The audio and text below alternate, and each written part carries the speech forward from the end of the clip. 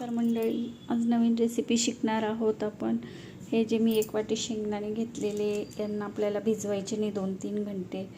झटपट बनणारी अशी रेसिपी आहे, जे आपल्या तोंडाची चव वाढवेल आणि खाण्यात पण मस्त कुरकुरीत लागेल, क्रंची क्रंची। तर सुरू करू। आपण शेंगदाणे कोणत्याही प्रकारचे घेऊ शकतो, जे तुमच्या घरात अवेलेबल असेल। त्याच्यामध्ये 1 ग्लास पाणी आणि अर्धा चमच्याच्या जवळपास, बस एवढंच। आता आपण याचे 2 शिट्ट्या करून घेणार आहोत कुकरला। आपले शेंगदाणे रेडी झालेले आहेत। 2-4 घंटे भिजवायचं काम नाही, काही नाही, मस्त त्याला असं चावून घेणार आहोत आपण। आता त्याच्यामध्ये मी रेग्युलरचं आपण जे मीठ वापरतो तेच टाकलेलं आहे। आता हे शेंगदाणे जे आपण उकडून घेतले होते, ते सगळे डायरेक्ट असे सोडून द्यायचे मिठामध्ये।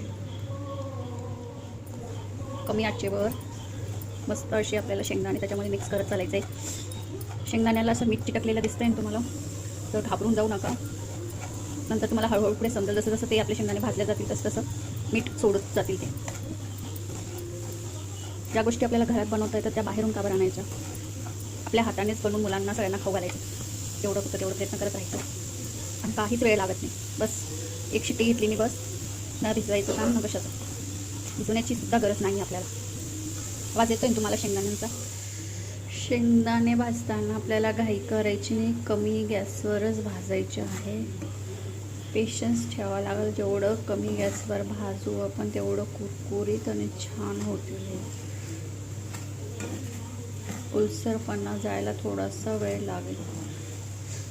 आपण बाहेरून जे शेंगदाणे आणतो ना, सेम तसे जर पाहिजे असेल तर थोडंसं संयम ठेवावंच लागेल आपल्याला।